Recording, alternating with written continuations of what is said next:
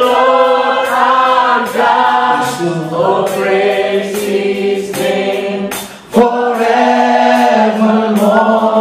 For endless days we will sing your praise, oh Lord our God.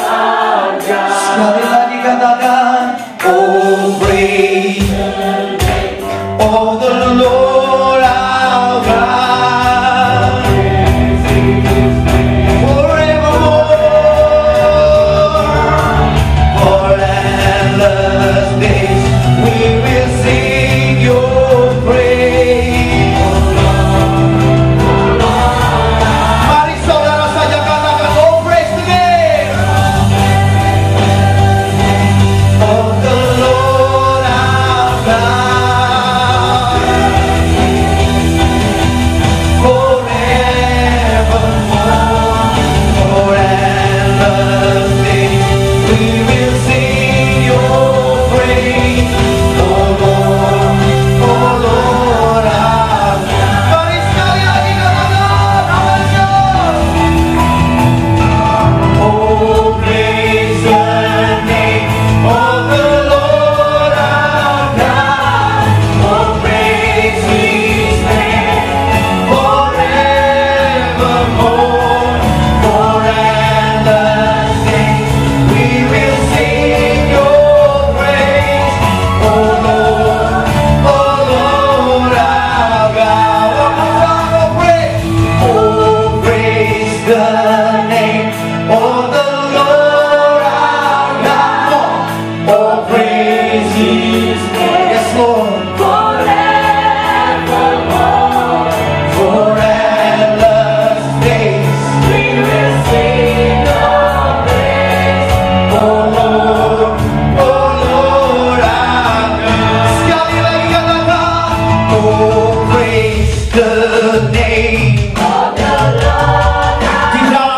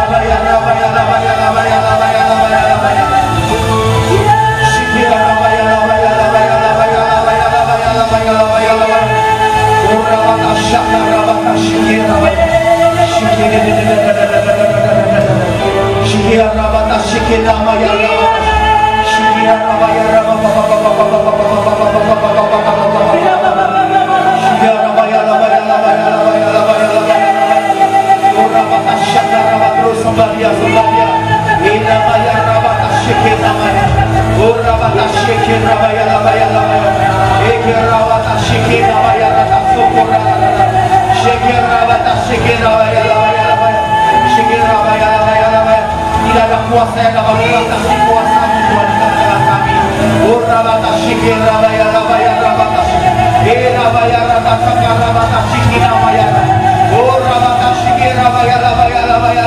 Ada pelepasan, ada kemenangan di tempat ini.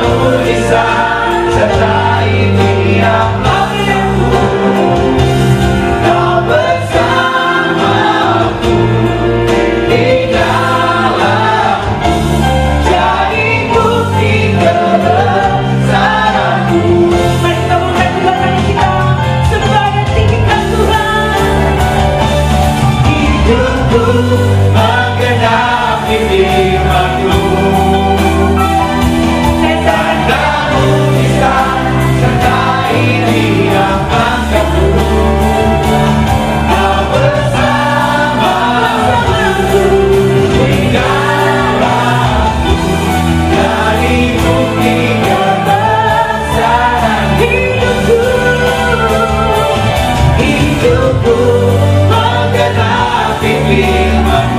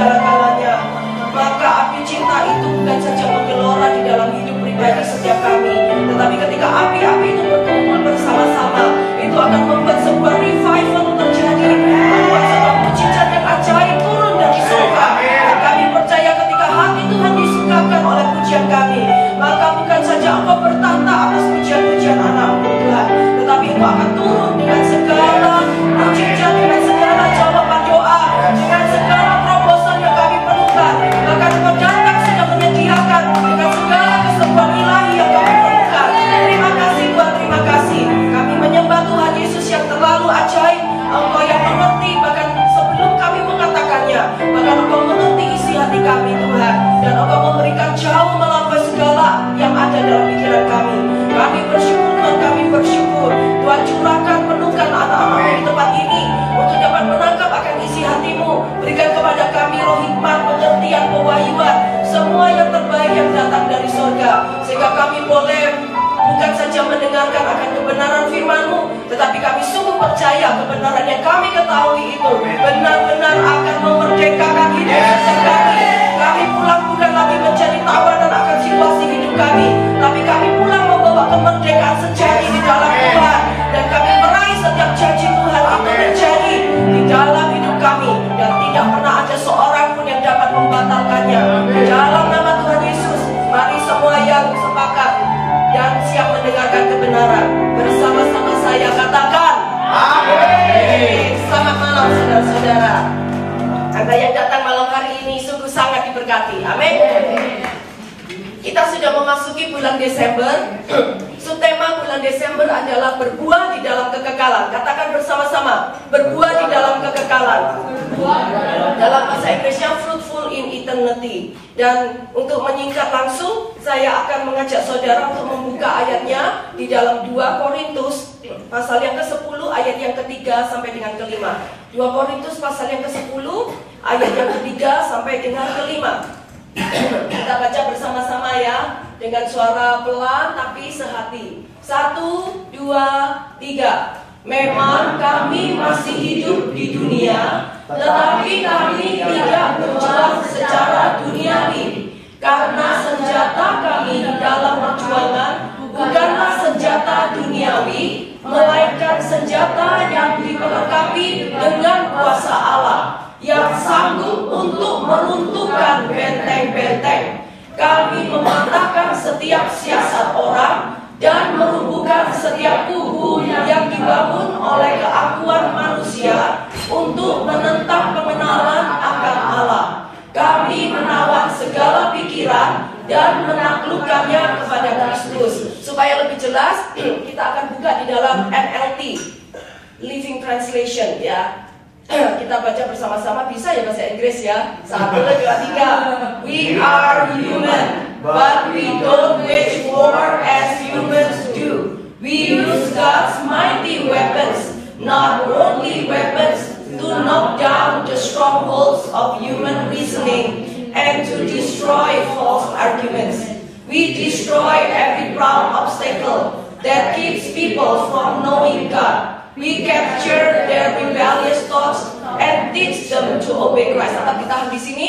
Saya akan jelaskan bahwa di New Living Translation ini berkata dengan jelas bahwa ternyata musuh kita itu bukan yang namanya darah dan daging atau orang-orang lain yang menyakiti hati kita. Tapi lihat ternyata bahwa ketika kita berperang melawan penguasa-penguasa di udara, untuk mengatakan to knock down the strongholds of human reasoning, untuk mematahkan, menghancurkan setiap kubu-kubu. Strongholds tadi dalam bahasa Indonesia kubu atau benteng, setiap kubu atau benteng dari setiap alasan-alasan yang dipikirkan oleh manusia, dan untuk menghancurkan senjata Allah itu untuk menghancurkan setiap argumen-argumen manusia yang salah atau sesat, dan kita menghancurkan setiap kubu-kubu kesombongan yang membuat orang-orang itu tidak bisa mengenal Tuhan. Dan kita menawan setiap pikiran-pikiran mereka yang cenderung untuk memberontak, dan mengajarkan kepada pikiran-pikiran itu untuk mentaati Kristus di atas segalanya. Yang setuju katakan amin.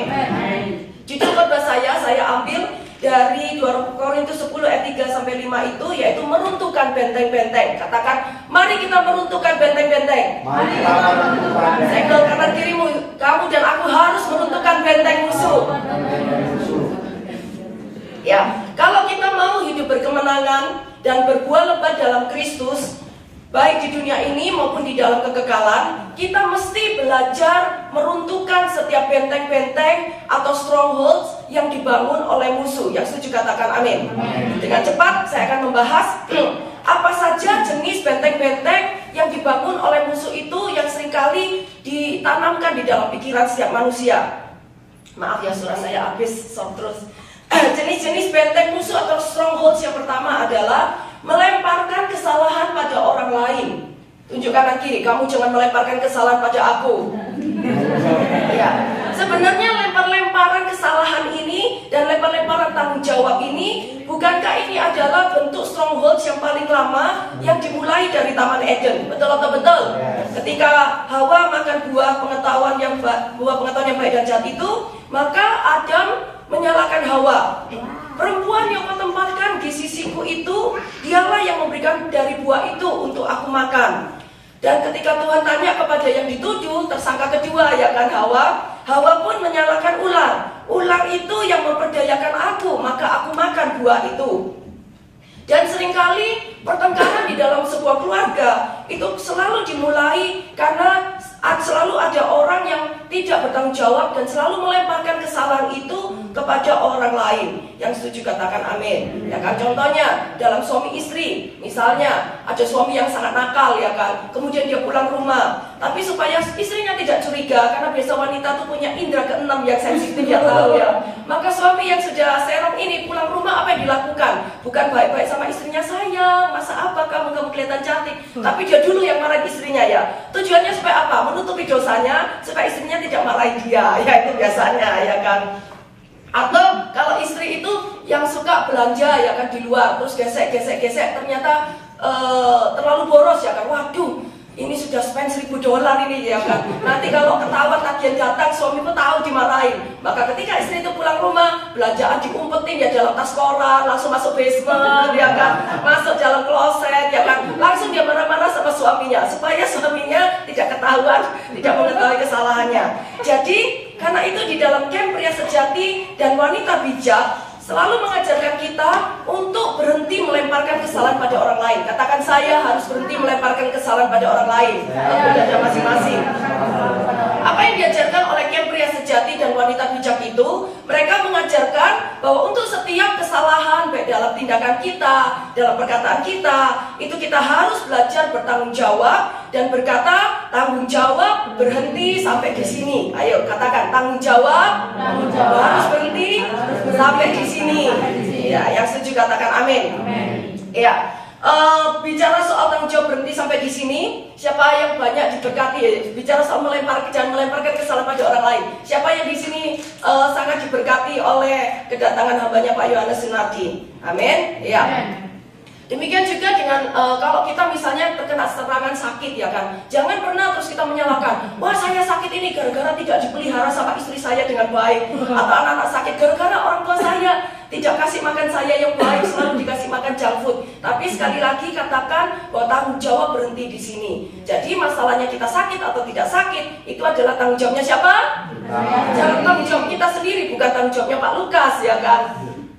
Tentu saja meskipun kita diberkati dengan kedatangan hambanya Pak Yohanes Sunardi, tapi sekali lagi saya tekankan betapapun hebatnya seseorang hamba Tuhan dipakai oleh Tuhan secara luar biasa, baik dalam karunia kenabian maupun karunia kesembuhan, jangan pernah menganggap dia itu lebih, maksudnya apa ya, mempermuliakan dia itu, mengharapkan dia itu lebih, mengejar dia lebih daripada mengejar Tuhan Yesus, karena itu sangat terkutuk. Yang setuju katakan amin. Iya. Dan kalau saudara tahu tadi di dalam Facebooknya Pak Lukas ya, sudah ada video-video yang menarik ya. Selama 4 hari ini, dari hari Senin, Selasa, Rabu, dan Kamis tadi pagi, kita sekeluarga berempat benar-benar rasanya masuk dalam perguruan kungfu master ya. Haleluya saudara-saudara. Ya. Yang Senin, Selasa kita memulai jam 8. Itu lebih dari aerobik Bu. Jam 8 mulai ya, oke lah jam 8 sampai jam 9 atau sampai setengah 10 ya kan. Itu badan udah kayak digebukin orang sekampung sampai sekarang tidak pernah olahraga kan. Kemudian tapi hari Rabu dan Kamis, karena kita harus pergi ke Lancaster pagi-pagi, dia harus pergi ke New York pagi-pagi, maka kita harus bangun setengah 6 pagi. Mulai pelajaran kungfunya jam 6 sampai jam 7. Saya sampai bilang, waduh Pak, ini kita benar-benar seperti masuk dalam perguruan kungfu master. Dan dia kasih jabatan masing-masing ini, Shaolin Pai, Putong Pai, ini Konoke ya kan. Cuman aja kita nggak disuruh nimba air dan naik gunung aja, itu aja. Kalau enggak mesti sama ya kan. Sebelum latihan minum susu dulu, sampai susunya mau habis dia berkata, masih ada pun susunya. Oke tenang aja Pak, kalau habis besok saya beli sapi, saya ikat di belakang ya. Tidak usah bingung-bingung beli susu. Dan dia berkata, kalau Anda mau jemaat Anda sehat, yang pertama harus dihajar dulu itu adalah pemimpinnya ya kan. Jadi gerakan-gerakan yang dia perlihatkan di video yang di retreat itu, katanya dia itu masih tahap-tahap kayak menghabiskan 200 kalori, ratusan kalori. Tapi yang diajarkan kepada keluarga saya itu 1000 kalori, saudara-saudara. Dan nanti Christine dan yang satunya ya selamat jadi trainer ya, katanya 2 kali lipatin, tenang aja. Kalau kita 10 kali 4 set, kamu kira-kira 20 kali 4 set. Dan salah satunya itu yang menarik adalah kita diajarkan tendangan jurus maut. Dia pakai sendal kan ada jalan lain. Dan saya nendangnya terlalu keras sampai nggak cuma sandalnya aja yang kena tendangan saya, tangannya dia juga kena tendangan. Dan saya dijuluki dengan jurusan tendangan maut. Saya bilang, Bapak belum tahu kalau saya marah ya. Iya. Dan itu bagus, satu keluarga berolahraga sama-sama dan kita udah komitmen paling enggak itu Jumat, Sabtu, berhentinya cuma hari Minggu. Jadi udah janjian kita bertiga, saya, Pak Lukas dan Juja itu untuk bangun setiap pagi jam 6 sampai jam 7 latihan kungfu dulu. Jadi lumayan gini-gini udah bisa menghadapi orang yang berbuat jahat ya kan. Punya tendangan maut dan jurus-jurus itu bincung itu, yang tangan itu. Kembali. Beliau yang menarik itu berkata kepada kami waktu makan ya sebelum meninggalkan villa ke New York, dia berkata bahwa yang dia amazing itu dengan gereja kita, dia bisa merasakan itu suatu urapan Tuhan yang maksimal, anointingnya itu benar-benar bekerja secara maksimal. Itu bukan karena Pak Lukas yang hebat. Dia berkata seorang pemimpin bisa haus dan lapar akan Tuhan. Tapi kalau seorang pemimpin tidak pernah mengajarkan seluruh jemaat yang untuk haus dan lapar cari Tuhan sungguh-sungguh, yang tentunya haus dan lapar itu tidak bisa saja ya. Anda harus bina dari hari ke hari. Tidak bisa cuma tiap minggu aja. Dia lihat gereja kita ini bukan meninggikan diri, tapi dia yang berkata betul-betul amazing. Sampai karunia-karunianya dia itu jalan semua, sampai dia lihat pribadi Yesus itu jalan dengan juga berhenti waktu yang hari Minggu jam 10 pagi itu. Makanya dia sampai tidak kuat berhenti, dia serahkan ke Pak Lukas.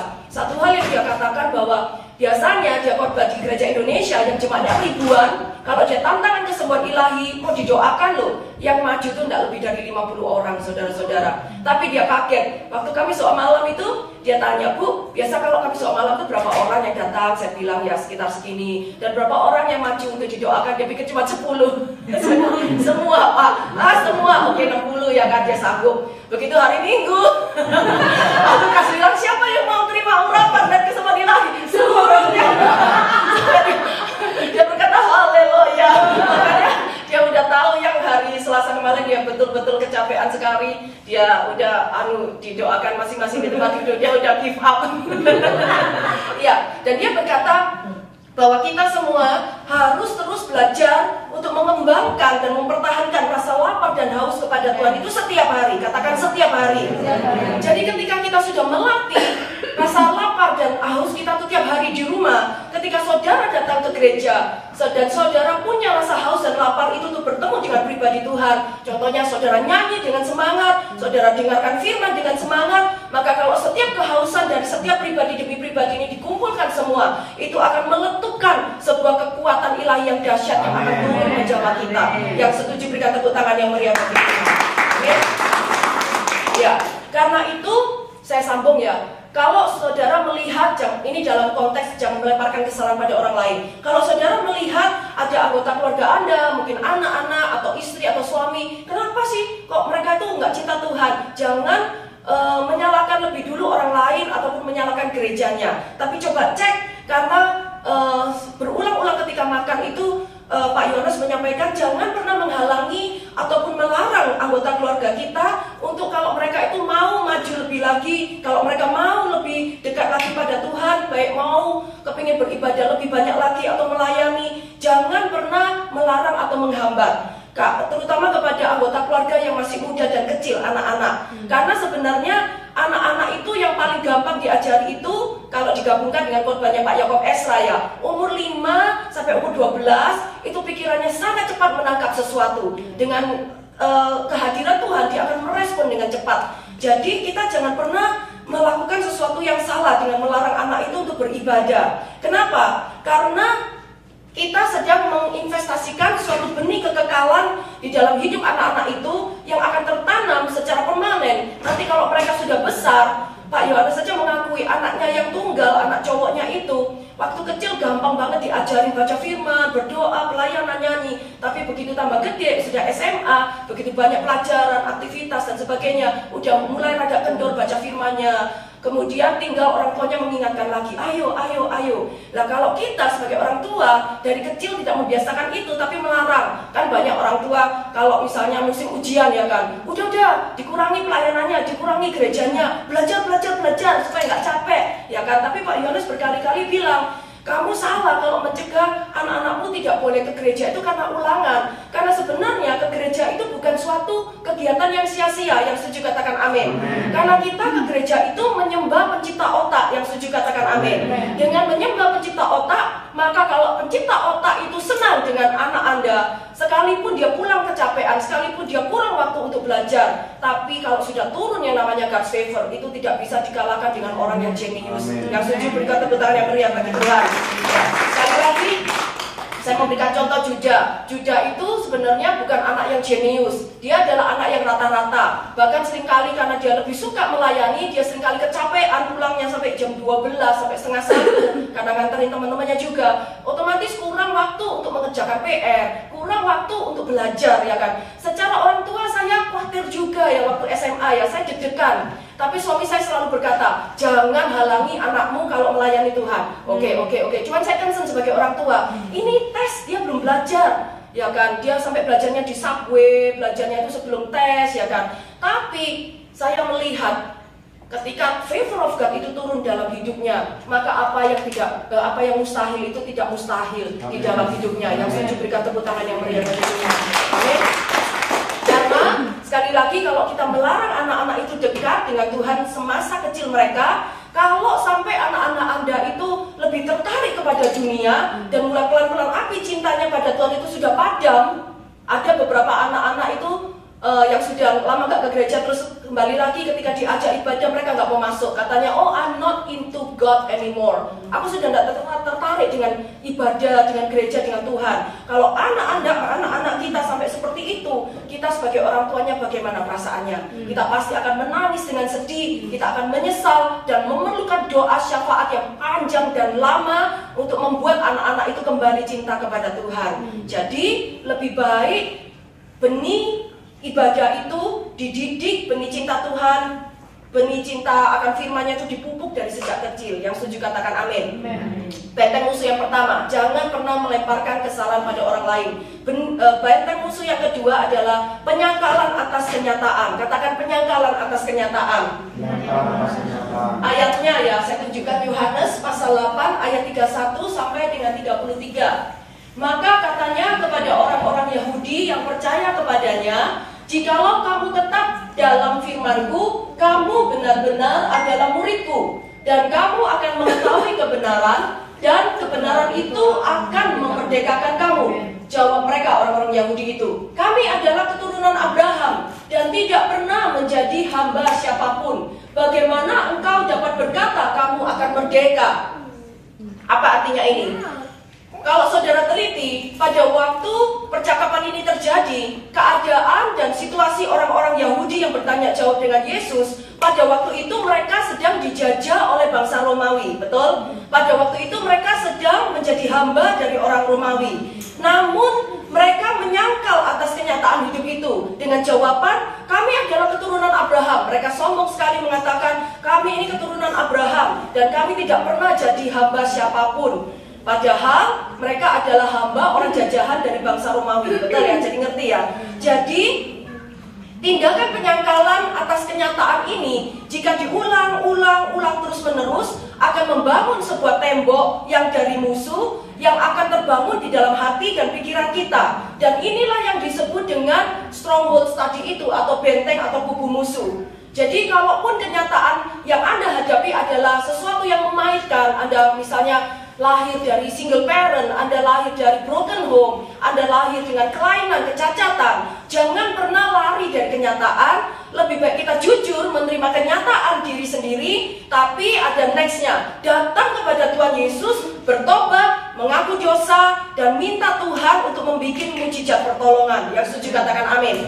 Saya kasih contoh sehari-hari supaya Anda lebih mudah menangkapnya soal penyangkalan atas kenyataan ini ya. Ada seorang yang suka kecanduan minum minuman alkohol ya kan. Kemudian dia dengan berani sudah minum 2-3 kaleng botol bir. Kemudian dia pulang nyetir mobil, otomatis menyetirnya itu ke kiri dan ke kanan ya, kabur-kabur gitu karena DUI, driving under influence. Kemudian nabrak lah, ya kan, kemudian kena tiket polisi, dia disekolahkan sampai dia masuk penjara. Kemudian dia maksudnya nggak kapok-kapok keluar. Kemudian dia gitu lagi, mabuk-mabukan lagi, nyetir lagi, nabrak lagi, masuk penjara lagi, ya kan? Kenapa orang pencandu minuman keras itu tidak bisa sembuh, padahal ada teman-temannya yang lain bisa sembuh? Karena orang itu menolak kenyataan untuk mengakui bahwa dia sedang punya masalah dan dia butuh bantuan orang lain untuk keluar dan lepas dari keterikatan itu. Ya, ngerti ya yang saya maksud ya? Benteng musuh ini, penyangkalan atas kenyataan. Ada lagi berita yang terakhir yang saya dengar yang sungguh menyedihkan. Ada salah satu artis wanita Indonesia yang sukses di negara lain, saya tidak sebutkan negaranya, dan dia dengan bangga mengatakan di sosial media bahwa dia sama sekali tidak punya darah keturunan Indonesia. Dia mau membuang identitasnya sebagai orang Indonesia, mungkin dia malu ya kan, karena penyanyi-penyanyi lain mungkin dari Spain, dari Swiss, dari Italia, jadi tanya dari mana? Dari Jombang, Indonesia ya kan. Dia mengatakan aku tidak punya darah keturunan Indonesia sama sekali, tapi aku hanya kebetulan saja dilahirkan di sana. Oh yes, hanya kebetulan dilahirkan, ya tidak ada yang kebetulan. Kenapa sih harus malu ya kan? Jadi itu adalah benteng musuh yang berusaha ditanamkan di dalam pikiran kita, penyangkalan atas kenyataan. Ya, benteng musuh yang ketiga adalah membangun imajinasi yang salah. Membangun imajinasi yang salah. Tidak ada ayatnya, tapi saya akan coba jelaskan. Seringkali ketika kita mengalami sebuah masalah di dalam rumah tangga, misalnya antara istri dengan suami, ataupun anak dengan orang tua, maka kita tidak mau cepat-cepat menyelesaikan masalah itu dengan jujur mengajak bicara dengan siapa kita bermasalah, kemudian saling mengampuni, saling mendoakan. Tapi yang seringkali dilakukan orang itu adalah malah melarikan diri ke alam fantasi dan berusaha membangun sebuah imajinasi yang baru di dalam pikiran kita. Contohnya, misalnya kalau seorang istri yang sering disakiti oleh suaminya itu suka mukul, tukang mabuk, ya kan, tukang selingkuh, maka istri tersebut cenderung untuk tidak mau mengampuni suaminya atau berberes-beresan, tapi istri yang disakiti ini berusaha untuk mengalihkan kasih sayangnya kepada anak-anaknya. Atau istri yang disakiti oleh suami ini berusaha mengalihkan perhatiannya kepada hobi, atau mengalihkan kepada pekerjaan, ataupun membayangkan punya suami yang lain. Misalnya ketika nonton movie ada bintang film yang ganteng, oh seandainya suamiku Brad Pitt ya kan. Iya, itu adalah strongholds yang dibangun oleh musuh, membangun imajinasi yang salah. Contoh yang lain adalah ketika anak muda yang merasa kesepian, merasa tidak merasakan kasih sayang dari orang tuanya, sering ditinggal sendirian di rumah, orang tuanya kerja sampai malam, sering overtime. Padahal jujur kalau ditanyakan kepada orang tua itu kerja untuk anak, betul? Tapi seringkali anak-anak itu menganggap karena tidak hadirnya orang tua berarti tidak sayang, ya kan? Dan anak muda ini tidak mau jujur dan terbuka kepada orang tuanya untuk bicara soal kebutuhannya, dirunding supaya ada family time dan sebagainya. Tapi banyak anak-anak muda yang malah melarikan diri ke dalam alam imajinasi yang disodorkan oleh Hollywood. Film-film Hollywood yang penuh dengan kekerasan, film-film Hollywood yang penuh dengan sihir, lari ke film-film Hollywood yang berbau pornografi sampai akhirnya dia terikat. Kalau dunia imajinasi ini terus-menerus Anda lakukan, setiap kali Anda punya masalah, kemudian Anda tidak mau beres dengan temanmu atau keluargamu, Anda lari ke alam imajinasi yang lain, maka ini akhirnya akan membangun sebuah benteng musuh atau yang dinamakan stronghold itu. Dan lihat, yang namanya benteng itu, kata-kata Alkitab dengan tepat menggunakan kata benteng. Saudara perhatikan, imajinasikan zaman dulu ya, Anda mungkin pernah berkunjung ke kastil ya kan, benteng ya. Benteng itu kan dari batu bata yang ditumpuk-tumpuk dengan semen, dan tidak mungkin tingginya setengah meter, pasti 1 meter, 2 meter, sampai 3 meter, sampai bertingkat-tingkat ya kan. itu adalah benar-benar seperti yang dikatakan oleh Alkitab. Kalau kita membiarkan diri melemparkan kesalahan pada orang lain, itu satu batu bata ditumpuk, kemudian menyangkal atas kenyataan, batu bata yang lainnya ditumpuk di semen, kemudian Anda membangun imajinasi yang salah, ditumpuk lagi di semen, kemudian kita melakukan yang lainnya lagi, ditumpuk, maka benteng sudah berdiri dengan kokoh yang tingginya 10 meter. Karena itu, kalau kita percaya kepada Tuhan, Anda membutuhkan pelayanan doa kelepasan dari seorang hamba Tuhan.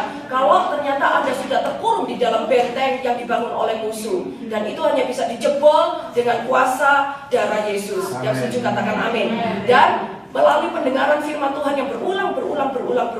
Karena itu kenapa pengajaran firman itu harus diulang sampai dimasukkan YouTube, sampai dimasukkan mana, tujuannya untuk merobohkan benteng itu. Seperti Anda pernah melihat kue lapis ya? Kue lapis itu loh, kue lapis legit ya kan? Putih coklat, ngerti ya? Itu bayangkan setiap lapisan itu adalah stronghold musuh. Kalau Anda hidup dalam stronghold musuh itu dari sejak anak kecil sampai usia 50 tahun, betapa tingginya stronghold itu Anda bisa bayangkan ya. Karena itu tidak bisa sekali itu hancur, tapi lapis demi lapis, seperti Anda mengupas kulit bawang. Ya, jadi lebih baik daripada stronghold itu sudah terlanjur bangun dan terlalu kuat untuk dihancurkan dan butuh pelayanan kelepasan berkali-kali. Lebih baik kita sudah tahu apa saja benteng musuh itu dan kita jangan jatuh terperangkap di dalam benteng musuh. Yang setuju katakan amin. Itu benteng musuh yang ketiga, yang melemparkan kesalahan orang pada orang lain, penyangkalan atas kenyataan, membangun imajinasi yang salah. Sebenarnya bahan ini ada 10 macam, tapi saya singkat karena waktunya jadi 4 aja. Yang keempat, yang terakhir adalah tidak sepenuhnya jujur. Katakan tidak sepenuhnya jujur. Banyak orang Kristen itu sudah tidak berbohong, bagus. Tapi kelemahannya, banyak orang Kristen itu tidak berani jujur sepenuhnya. Betul atau betul? Sudah tidak bohong, tapi tidak berani jujur sepenuhnya ya. Dan di dalam 1 Samuel pasal 15 ayat 18 sampai 21, nggak usah dibaca, kita udah tahu cerita ini. Ketika Raja Saul diperintahkan oleh Tuhan melalui Nabi Samuel untuk berperang dan menumpaskan semua musuhnya bangsa Amalek, maka Saul melakukan tapi tidak mentaati seluruhnya. Saul melakukan tapi tidak dengan jujur 100%. Kenapa? Karena Saul masih berusaha menyelamatkan Raja Amalek, dan Saul membiarkan rakyat untuk bebas mengambil jarahan ternak-ternak, kambing, domba, lembu-lembu yang gemuk yang terbaik dengan alasan untuk dikhususkan, dikorbankan kepada Tuhan di Gilgal. Jadi lihat kesalahannya Raja Saul ini. Dia sudah bersalah, dia berdusta, dia tidak sepenuhnya jujur alias bohong. Dia masih berusaha menyogok Tuhan lagi dengan memberikan korban persembahan binatang yang dicuri ya.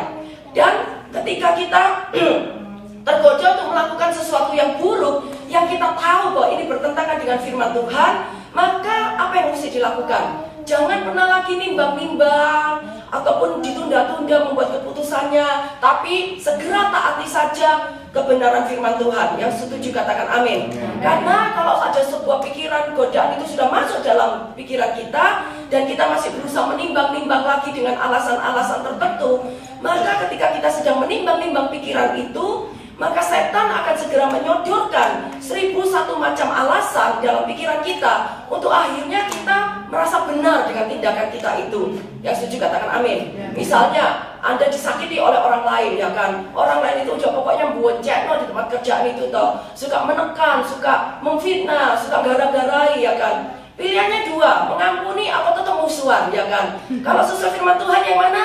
Mengampuni ya kan. Tapi saudara nimbang-nimbang, tapi kalau ngampuni keenaan dia ya kan, nanti aku tambah dijadiin keset ya kan, tambah dipermainkan, tambah tidak dihargai, tambah diinjek-injek gini. Ketika saudara sempat memikirkan itu berapa detik saja, maka mulai musuh itu akan membawa 1001 macam excuse, sehingga saudara akhirnya memilih keputusan yang salah, kebenaran diri sendiri. Ya udah, aku tidak mau ngampuni, biarin aja ya. Jadi seperti itu.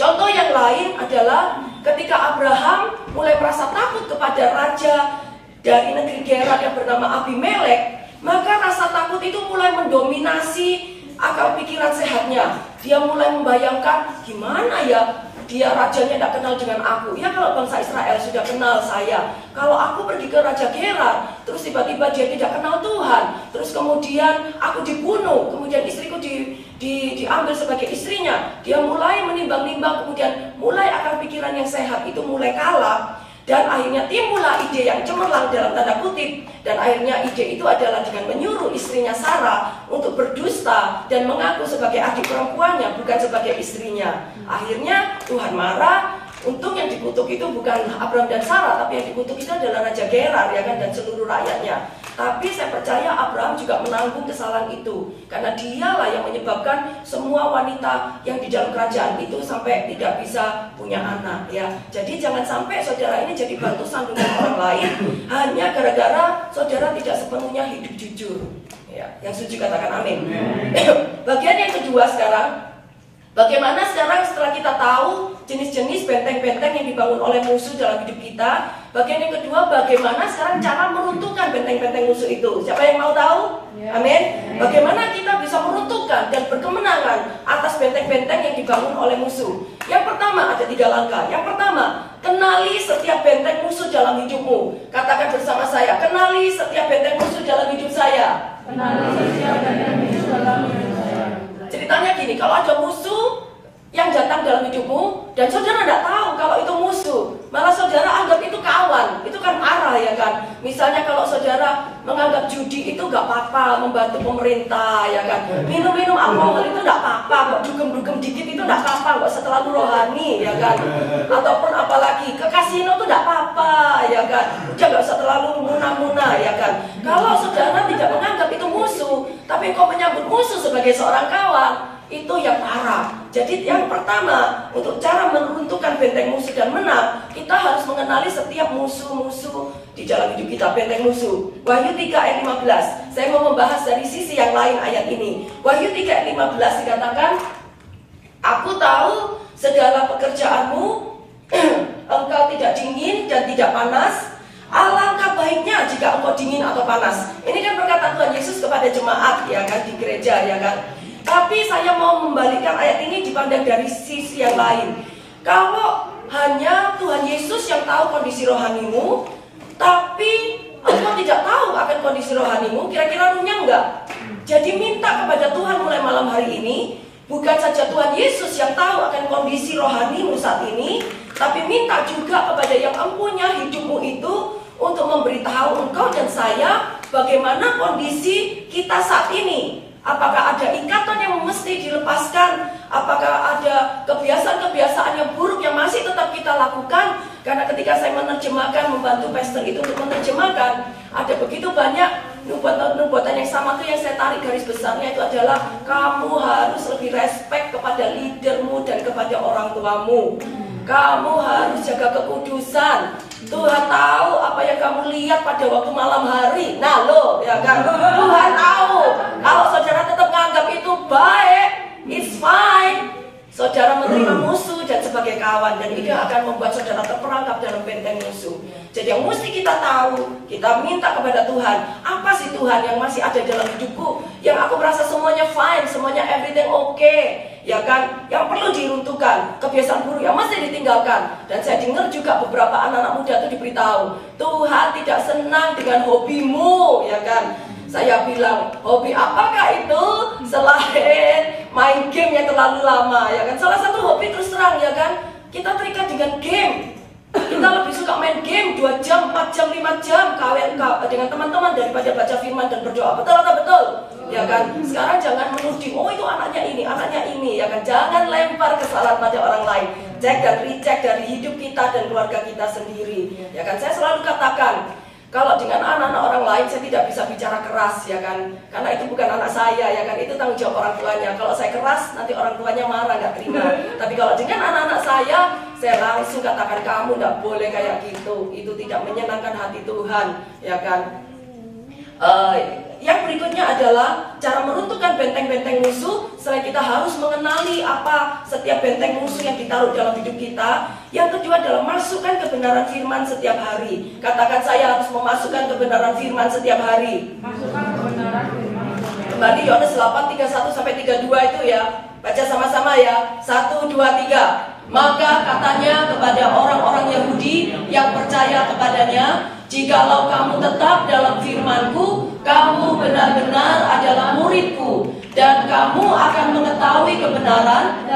kebenaran itu akan memerdekakan kamu. Ganti kebenaran itu akan memerdekakan. Kebenaran itu sudah memerdekakan aku. Ulangi ya, 1, 2, 3. Kebenaran itu sudah memerdekakan aku. Sekali lagi dengan tindakan iman. Kebenaran itu sudah memerdekakan aku. Berikan tepuk tangan yang meriah bagi Tuhan. Amin. Setiap kita harus sadar, setiap tipuan iblis, setiap benteng-benteng yang dibangun oleh musuh itu selalu punya hanya satu tujuan. Apakah tujuannya itu? Musuh berusaha untuk memisahkan kita. Musuh berusaha untuk menjauhkan kita dari hadirat Tuhan. Yang setuju katakan amin. Sebenarnya kita ini harus mendekat kepada benteng. Tuhan, Engkau adalah menara perlindunganku. Betul? Menara itu juga benteng, ya kan, tinggi. Engkau adalah menara kubu perlindunganku. Sebenarnya kita tuh harus berusaha mendekatkan diri kepada kubu yang sejati, benteng yang sejati, yaitu Tuhan Yesus Kristus sendiri. Tapi selalu musuh itu membuat KW-nya, ya kan. Kalau Tuhan mendirikan benteng kubu, Tuhan dipanggil sebagai menara. Dia dirikan benteng-benteng musuh yang disebut dengan strongholds ini. Jadi kita harus bagaimana caranya untuk bisa melawan dan merobohkan benteng musuh itu. Sekali lagi, kita harus banyak-banyak memasukkan dan serius membaca firman Tuhan setiap hari. Yang setuju katakan amin.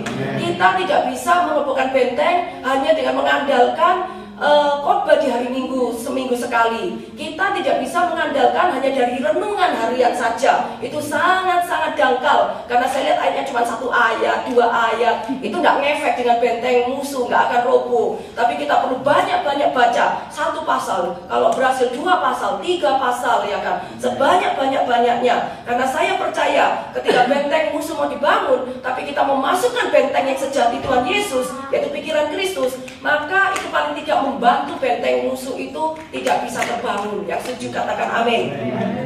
Sampai dikatakan oleh hambanya, sampai kita ini pikirannya itu punya pikiran Kristus, hati kita ini punya hatinya Kristus, tangan kita ini seperti tangannya Kristus, mulut kita ini sampai napas kita pun berbau Kristus, ya kan. Jangan sampai Anda lebih suka makan pete dan sambal goreng, sampai di sebelah Anda yang keluar bukan napas Kristus tapi napas yang berbau pete dan sambal goreng, ya kan. Membuat orang jatuh dan pingsan, tidak ketemu Tuhan tapi masuk UGD. Cara merobohkan benteng musuh yang ketiga, selain mengenali setiap benteng musuh dalam hidup kita, memasukkan kebenaran firman itu setiap hari. Kemudian yang ketiga, yang paling penting adalah tunduk pada Allah dan melawan iblis. Katakan, aku harus tunduk pada Allah dan melawan iblis. Yakobus 4 ayat 7-8 ya. Yakobus 4 ayat 7-8. Kita baca bersama-sama ya dengan suara keras. 1, 2, 3. Karena itu tunduklah kepada Allah dan melawanlah iblis, maka ia akan lari daripadamu. Mendekatlah kepada Allah dan ia akan mendekat kepadamu. Tahirkanlah tanganmu, hai kamu orang-orang berdosa, dan sucikanlah hatimu, hai kamu yang berdua hati. Tahan di sini ya. Dari ayat ini biasa orang cuma mencuplik ayat 7, tapi saya senang dengan ayat ke-8.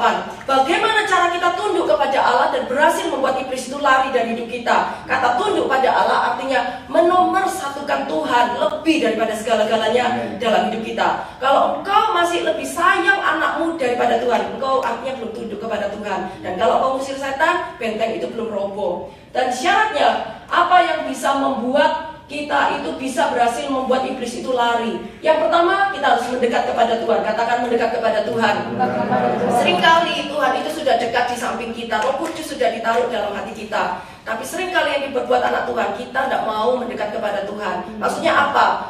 Saudara tidak punya jam doa pribadi. Saudara tidak pernah punya mesbah keluarga pribadi. Saudara mengabaikan baca firman. Baca firman itu bolong-bolong, ya kan? Firman itu adalah suara dan pikiran Kristus. Itu yang disebut kalau engkau tidak pernah mendekat kepada Tuhan, Tuhan tidak bisa mendekat kepadamu, dan pertolongan itu tidak bisa terjadi, saudara-saudara. Kemudian syarat yang kedua, bagaimana kita bisa melawan iblis dan dia bisa lari dari hidup kita?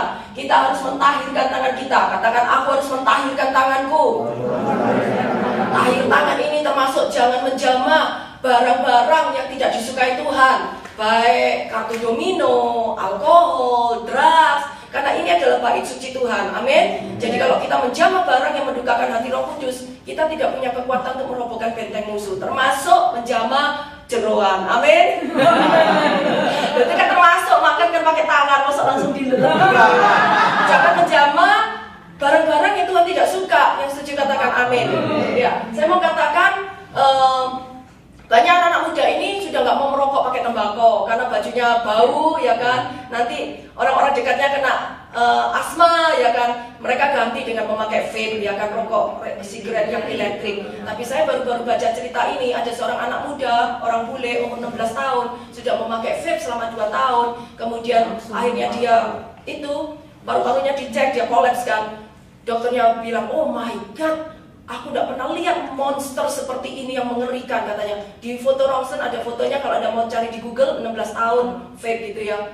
Itu paru-parunya hitam dua-duanya. Dia sampai dokternya harus memotong 2 paru-paru itu dan akhirnya diganti dengan donor paru-paru yang masih baru, ya kan. Dan dokter itu akhirnya membuka sebuah press, memberikan keterangan setelah dia teliti, ternyata vape itu mengandung vitamin E, minyak vitamin E asetan. Kalau kita makan vitamin E seperti ikan, ya kan, minyak goreng, ya kan, atau pil vitamin E, itu it's fine. Karena kenapa? Masuknya di kerongkongan, masuk ke lambung. Tapi vitamin E yang pekat jangan sekali-sekali dihirup masuk ke paru-paru. Karena vitamin E itu di dalam paru-paru melekat seperti madu. Anda tahu ya, madu kalau ditetesin ke kertas lengket kan? Itulah vitamin E itu lengket di paru-paru. Dalam waktu 2 tahun paru-parunya itu dinyatakan basah seperti orang TBC. Dan harus dipotong sama sekali, nunggu donor. Dan anak muda itu berhasil diselamatkan. Jadi mari kita mentahirkan tangan, jangan menjamah barang yang Tuhan sudah katakan jangan dijamah. Nah, yang setuju katakan amin. Bukan untuk kepentingan gereja kok, bukan untuk kepentingan orang lain, untuk diri kita sendiri. Yang setuju katakan amin. Yang ketiga, sucikanlah hatimu. Hai kamu orang yang mendua hati. Syarat yang ketiga untuk kita bisa melawan iblis, dan iblis itu lari dari hidup kita, kita harus menyucikan hati. Katakan, aku harus menyucikan hati. Mungkin orang lain tidak tahu apa isi hatimu. Mungkin engkau di luar senyum-senyum, tapi di hatimu penuh kemarahan, penuh kejengkelan, kebencian. Bereskan dengan Tuhan. Dan mungkin ada ilah-ilah lain dalam hatimu. Dikatakan jangan mendua hati nak, karena Tuhan itu tahu persis apa yang engkau sayangi di dalam hidupmu, meskipun engkau tidak bilang sama orang-orang. Dan Tuhan tidak suka itu. Kenapa? Karena yang rugi kita sendiri. Kalau kita mendua hati, Tuhan nomor yang kesekian, yang utama adalah pekerjaanku, yang utama adalah cari uang dulu, ya kan? Maka ketika engkau mendapat serangan musuh, engkau lawan iblis, iblis tidak bisa lari dari hidup kita. Tidak ada kuasa Tuhan. Ya, tunduk pada Allah dan lawan iblis.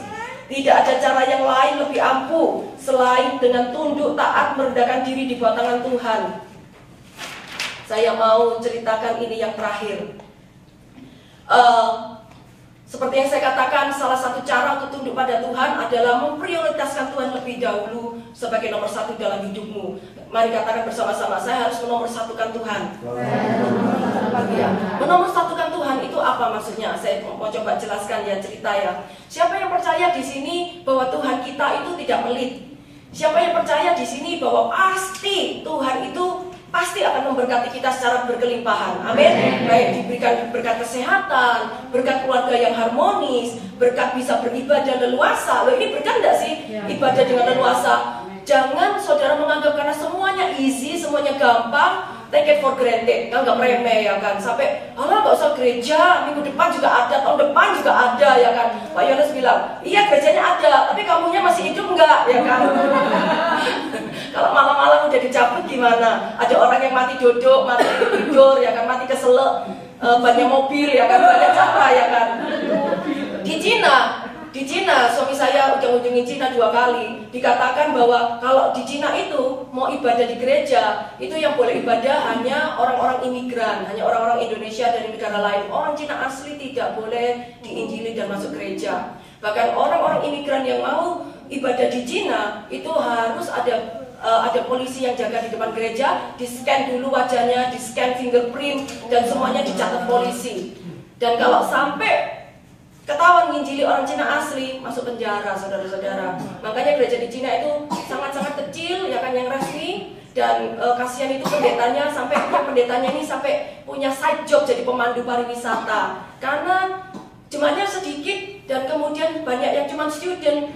Sudah tahu sendiri kan, ekonominya pas-pasan, jadi sampai tidak bisa mencukupi kebutuhan hamba Tuhan di gereja itu, sampai dia harus pakai side job dan sebagainya. Ya, jadi sekali lagi kalau kita di sini, kita ini punya kesempatan yang banyak sekali untuk bisa beribadah. Bukan saja hari Minggu, Selasa, Kamis, Sabtu, ada KKR. Saudara masih punya alasan tidak mau datang, tidak bisa dan tidak mau tuh beda banget loh ya. Aku tidak bisa datang karena sakit, aku tidak bisa datang karena harus kerja, atau aku tidak mau datang. Bisa saudara sudah pulang tapi nggak mau, itu kan beda banget ya. Itu ada hitung-hitungannya dengan Tuhan, ya kan.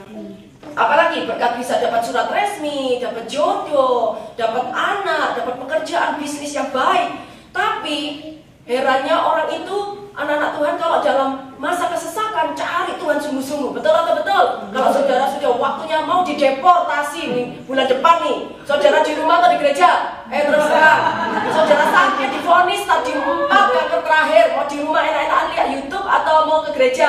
Ya kan? Tapi ketika pertolongan Tuhan itu datang, tiba-tiba digranted, tiba-tiba sakitmu sembuh, kemudian tiba-tiba dipercaya bisnis yang besar. Seringkali kita itu salah fokus. Seringkali kita itu tertipu dengan lebih memelihara, mengembangkan berkat-berkat Tuhan dan mengesampingkan Tuhan yang tadinya itu penolong kita. Betul atau betul sih?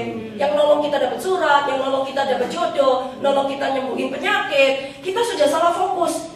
Jadi ketika kita udah diberkati, tidak lagi serajin dulu ibadahnya. Banyak yang bolong-bolong. Kalau tanya kenapa anda ke gereja? Oh jaga anak, ya kan? Oh jaga cucu, oh jaga toko, oh tokonya gak bisa ditinggal, gak ada pegawai, ya kan? Oh capek pulang kerja dan sebagainya. Ingat ceritanya Pak Yohanes terakhir, waktu penjaga gudang itu diundang ke ulang tahun mamanya, ya kalau saudara nggak dengar ya, ada penjaga gudang bawahnya dia, kemudian mamanya dia ini kan dia bosnya Pak Yohanes. Mamanya bosnya ini ulang tahun, gede-gedean. Mamanya bilang undang aja itu. Diundang, penjaga gudangnya nggak mau bos. Soalnya saya mesti jaga gudang ini, kalau enggak nanti dirampok orang. Loh, mama saya itu mau undang kamu. Tenang, kalau kamu pergi nanti tak panggilin polisi-polisi yang lebih kuat untuk jaga. Enggak, pokoknya saya mau menjaga di sini, ya kan. Kira-kira kalau saudara memilih seperti itu, anakku datang, ayo datang ibadah, ya kan. Ada orang itu salah paham yang membuat saya sedih, ya kan. Orang non Indonesia saya katakan gini, oh Pastor Shirley ketemu di jalan kan. Oh ya, lama gak ketemu, I miss you. Ayo datang ke gereja ibadah, saya bilang gitu. Oh iya, jawabannya apa? Saya sudah titip persembahan saya sama suami saya. What? Jadi intinya tuh dia pikir kalau di satu gereja itu suruh kasih uang, setor uang gitu loh. Saya bilang kita tidak memaksa kamu ngasih uang. Kamu tidak kasih uang nggak apa-apa. Pokoknya dengar firman Tuhan. Tetap dia tidak datang ke gereja. Jadi itu adalah pilihan kita masing-masing. Kita mau memprioritaskan Tuhan, kita mau cinta Tuhan. Cinta Tuhan itu tidak bisa dipaksa. Kalau anak kecil masih bisa, tapi kalau saudara dewasa itu keputusanmu sendiri. Kamu mau mengutamakan Tuhan, sumber dari segalanya, atau kamu tidak mau, ya kan? Kamu lebih mengejar berkat-berkatnya. Kalau kamu lebih mengejar berkatnya, Tuhan bilang ya udah kamu dapat berkat sampai seitu. Padahal Tuhan berjanji itu hujan awal dan hujan akhir. Jadi jangan lupa, kalau kita terima bisnis yang baik, ini baru hujan awal, baru 10%-nya. Kalau kita lebih lagi cinta Tuhan, lebih lagi cinta Tuhan, itu bisa meningkat 50%, bisa meningkat 80%, bisa meningkat 100% bisnisnya. Tapi banyak orang itu salah. 10% aja cukup kok Tuhan, aku tidak butuh 90%-nya. Ya bodoh sendiri, ya kan. Dan sekali lagi, ibadah di dalam gedung gereja, seperti Anda hadir bayar harga seperti ini, dingin-dingin, capek-capek, saudara tetap mau. Itu ada upah, hitung-hitungan yang beda di Tuhan. Ya, saya percaya dibanding dengan saudara yang hanya menikmati nonton dari live streaming di rumah. Saya tidak menyalahkan. Seperti yang hambanya katakan bahwa live streaming itu sebenarnya dibuat untuk orang yang memang harus kerja, tidak bisa dihindari, untuk orang yang sakit, ya kan, untuk orang di luar kota, ya kan. Tapi selama Anda bisa datang, Anda lebih diberkati kalau Anda datang. Yang setuju katakan amin. Karena di sini ada hadirat Tuhan, di sini ada pribadi Tuhan sendiri yang menjamah hidupmu dan siap memberikan pertolongan. Tapi kalau saudara hanya melihat dari live streaming, di situ ada hadirat tempat tidur dan hadirat dapur. Beda hadiratnya saudara-saudara. Keluar masuk makan, keluar masuk buka kulkas, ya kan, sambil kemulan, ya kan, hadiratnya beda, ya kan, beda. Dan ingat yang terakhir ya, saya ingatkan kepada setiap Anda yang sudah terima nubuatan dari Tuhan, dari hamba Tuhan siapapun, jangan pernah jadikan nubuatan itu sebagai guidance atau tuntunan yang mesti dilakukan dalam hidupmu, ya kan? Biasanya nubuatan itu janji Tuhan ataupun mesti dinantikan dulu, ya kan? Dan nubuatan itu selalu ada syarat yang harus dilakukan, cause and effect. Saudara ini hanya dikasih tahu efeknya di kemudian hari, kita tidak tahu 10 tahun kemudian ataukah 5 tahun kemudian atau 1 tahun kemudian, ini loh efeknya, hasilnya. Tapi kalau saudara tidak mengerjakan bagianmu saat ini, misalnya ibadah dengan rajin, sungguh-sungguh lapar dan haus, memberikan persembahan yang terbaik, saudara biasa-biasa, efeknya itu nggak akan jadi. Saya dikasih tahu nubuatan itu selalu ada sebab akibat. Yang dikasih tahu hamba Tuhannya itu hanya akibatnya saja. Tapi kalau kita di sini tidak siap, itu tidak akan jadi, ataupun di cancel ataupun diperpanjang lebih lama lagi. Ya. Jadi setiap kali saudara terima nubuatan, jadikan itu sebagai konfirmasi. Katakan konfirmasi. Maksudnya apa konfirmasi itu? Saudara itu bukan buta-buta. Misalnya hamba Tuhan itu bilang, kamu akan bisa bikin buku, padahal saudara tidak pernah bikin buku sama sekali, ya kan? Jangan sampai saudara, wah, gitu bikin buku, langsung kirim ke percetakan, ya kan? Belum waktunya, dan saudara perlu persiapan, ya kan? Jadi saudara sendiri harus terima konfirmasi dari Tuhan. Tuhan sudah bilang beberapa kali, nak, dan sudah membukakan ide-ide kreatif.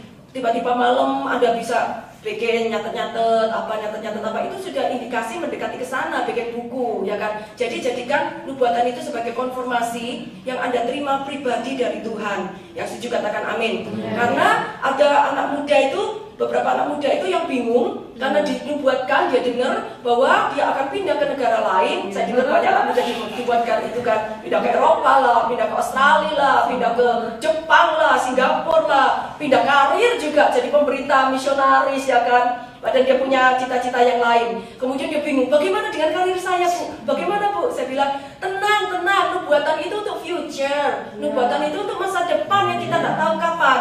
Jadi apa? Daripada nantikan itu burung yang masih terbang, lebih baik kita menyiapkan diri, lebih dekat pada Tuhan, yang sekolah rajin sampai nilaimu bagus, yang kerja dengan bagus, yang melayani dengan sungguh-sungguh. Jadi ketika kairos Tuhan itu tiba-tiba datang dalam hidupmu, boom, nubuatan itu jadi, engkau sudah siap. Contohnya saya, ketika pertama kali saya mendampingi Pak Henry John, waktu itu harusnya Wiranto, tapi Wiranto itu nggak tahu hari itu nggak bisa karena kuliah atau apa, kuliah teologi. Akhirnya saya nggak pernah sama sekali, meskipun saya belajar bahasa Inggris, jadi gemeter. Kalau menerjemahin di belakang oke lah, nggak lihat matanya orang-orang lain, di depan dibendelikin semua. Saya sampai lihat jam gini, sampai udah keringat dingin, nervous. Dan tiba-tiba Henry John itu belum mulai, dia berkata, kamu hari ini nervous ya, saya nubuatkan kamu 1 hari akan berdiri di atas mimbar, pegang mic sendiri dan khotbah sendiri. Mateng kan. Baru mau terjemahin sudah dinubuatkan gitu. Itu 2002 saudara-saudara. Apa? Saya pulang ya tetap merasa tidak bisa, saudara-saudara, tidak bisa. Tapi saya tanya sama suami, apa yang mesti dilakukan? Ya harus tekun mengerjakan panggilanmu, tekun menerjemahkan, tekun belajar firman, diajarin cara mempersiapkan khotbah. Saya tekun baca buku, dikasih buku saya baca sampai habis. Cara mempersiapkan khotbah saya belajar terus sampai hari ini. Tiba-tiba sekitar tahun 2011 itu tiba-tiba kepercayaan itu datang aja begitu. Ketika salah seorang yang mestinya memimpin sebuah departemen meninggalkan kita, ya saya terpaksa harus handle departemen itu. Di dalam segala ketidakbisaan saya, Inggris saya yang pas-pasan, saya melangkah dengan Tuhan. Dan apa hasilnya? Saya kerjakan dengan setia sampai hari ini. Salah satunya Pak Yohanes yang bilang itu, ya toh Bu, saya tahu Ibu panggilannya Nabi, ya kan, dan Bapak rajanya. Dan Ibu berubah jauh daripada dulu Ibu di Surabaya. Betul kan? Dulu di Surabaya nggak kayak gini kan? Iya. Dan Tuhan berkata, hanya karena ada seorang ibu yang bersedia, ya Tuhan aku mau. Ketika orang lain nggak mau, saya mau Tuhan. Saya sampai merasa mau menangis dengarkan itu. Saya mau menyediakan diri dengan segala keterbatasan. Saya nggak punya skill apa-apa, tapi Tuhan yang bisa menumbuh-numbuhkan skill yang diperlukan. Amin. Berikan tepuk tangan yang meriah bagi Tuhan. Amin. Kemudian lanjut. Yang terakhir, poin yang terakhir ya.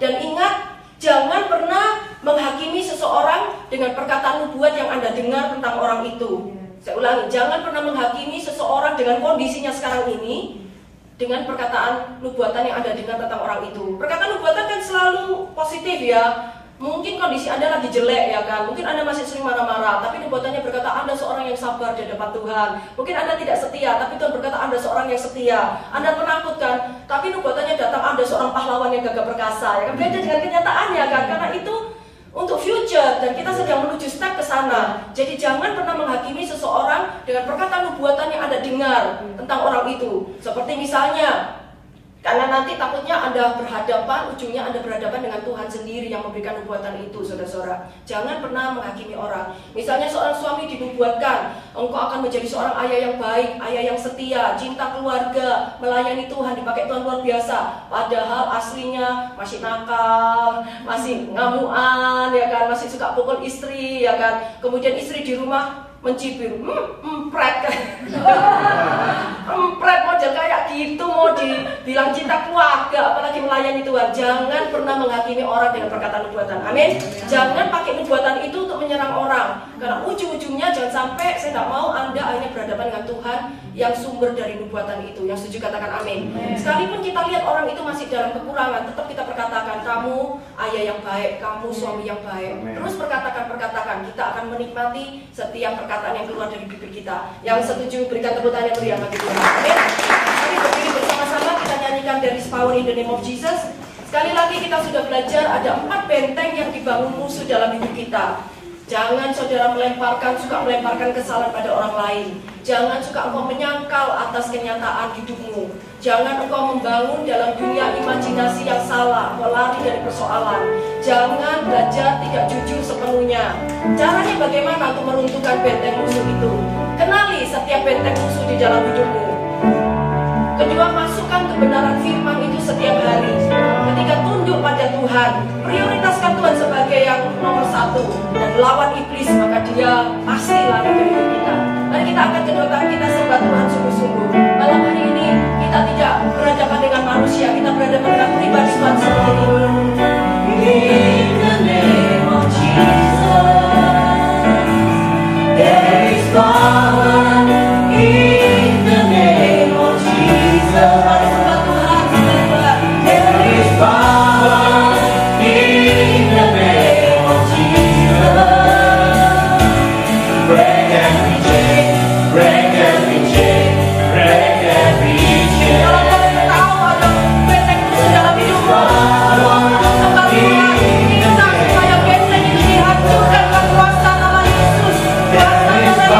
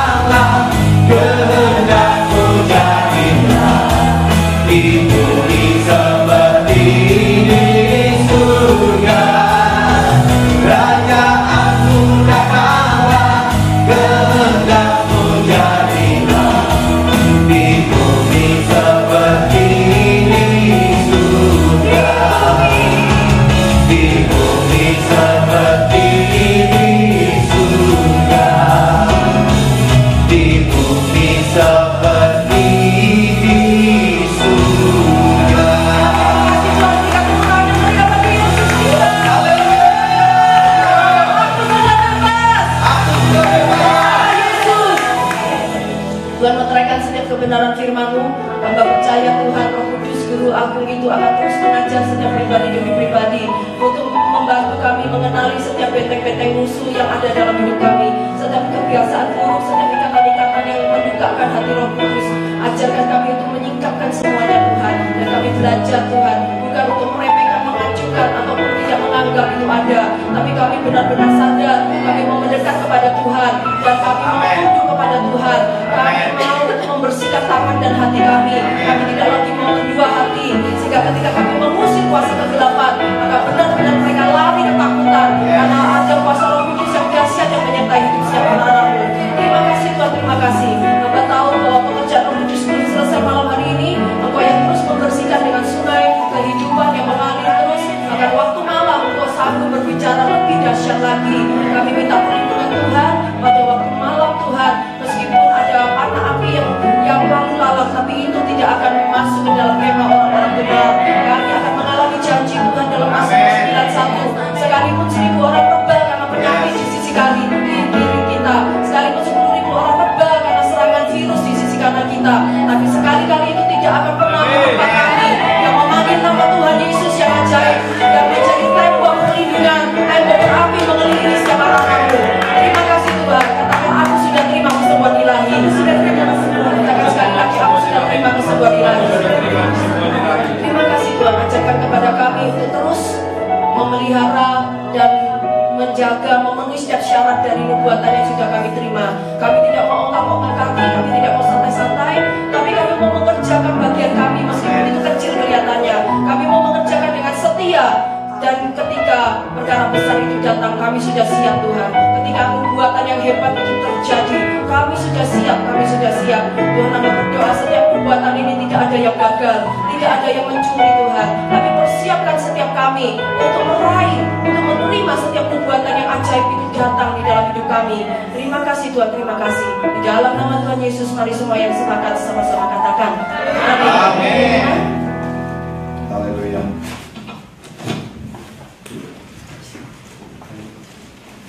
Pengumuman, hari Minggu kita akan dilayani oleh tamu Ibu Lili Sulistyo,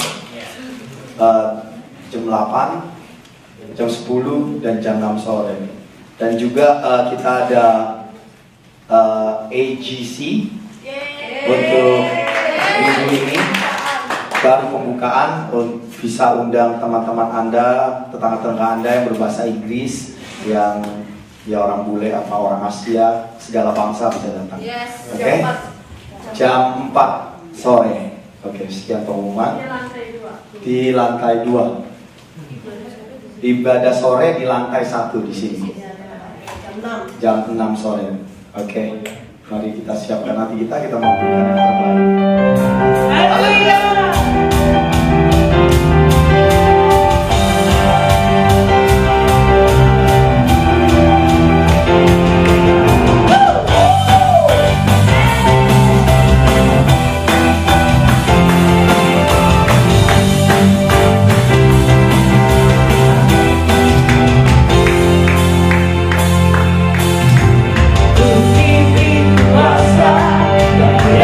Yang mulia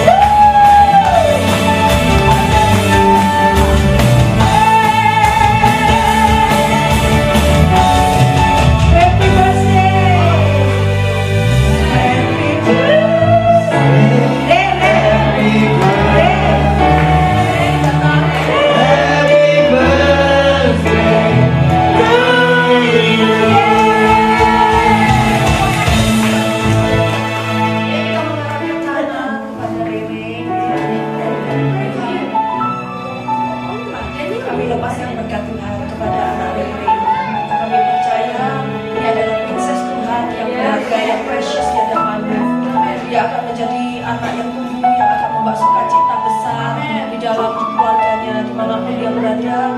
Orang-orang sekitarnya akan menjadi senang dan bersukacita karena ini anak yang sweet di hadapan Tuhan, yang Tuhan suka dengan segala apa yang dia lakukan dengan keperluannya. Tuhan yang berdoa supaya Tuhan terus memberikan kesehatan yang sempurna, tidak ada sakit penyakit, tidak ada virus bakteri yang bisa menjamah hidupnya, karena ada perjanjian yang terus orang tuanya buat, perjanjian kekal dengan Tuhan Yesus yang tidak bisa dibatalkan oleh siapapun juga. Demikian juga seluruh keluarganya, ayah, ibunya, dan kakaknya Tuhan, dan juga mamanya dan seluruh keluarga besarnya. Kami berdoa Tuhan terus yang berperang bagi mereka, Tuhan yang menjadi master of breakthrough, jalan menerobos setiap kemustahilan. Kami katakan tidak ada lagi sakit penyakit dalam dunia ini. Kami katakan ada kesembuhan ilahi, ada suatu perubahan yang ajaib. Mereka akan terima kejutan demi kejutan bahkan sebelum tahun ini berakhir. Terima kasih Tuhan, terima kasih. Di dalam nama Yesus, Kau yang memberikan hikmat untuk dia bisa cerdas menangkap segala yang diajarkan di sekolah, dan dia boleh bertumbuh menjadi wanita yang perkasa di hadapan Tuhan dan memberitakan Injil kemanapun dia pergi, pakai hidupnya secara ajaib di dalam nama Yesus. Mari kita akan kedua tangan kita, saudara-saudara yang kekasih, pulanglah, terimalah berkat Tuhan yang terbaik, berkat dari Allah Bapa, Putra dan Roh Kudus yang kami lepaskan malam hari ini kepada setiap orang-orang yang percaya kepada nama Yesus yang jadi kubu yang sejati, nama Yesus yang jadi menara perlindungan yang sejati, nama Yesus yang bisa menjadi menara yang kuat yang tidak dapat diserang, ditembus oleh musuh siapapun. Dan kami katakan Tuhan, itulah yang jadi jaminan kami, sehingga hidup kami akan berbeda dengan hidup orang dunia di dalam nama Yesus. Dan kami tidak akan lagi tergoncangkan karena kami sudah terima kerajaan yang tidak tergoncangkan. Terima kasih Tuhan, terima kasih. Dan juga berkati makan minum kami sepanjang malam hari ini, juga untuk kami pulang transportasi semua Tuhan, ada berkat Tuhan yang menyertai sepanjang malam, dan juga pasukan malaikat Tuhan menjagai, dan kami mengaktifkan semua yang dari ilahi. Dan juga besok kami bangun, kami memulai setiap aktivitas bekerja sebagai ibu rumah tangga, sekolah, apapun yang kami lakukan, semua dalam berkat Tuhan, penyertaan Tuhan yang nyata dalam hidup kami. Di dalam nama Yesus yang sepakat terima berkat Tuhan, sama-sama katakan amin.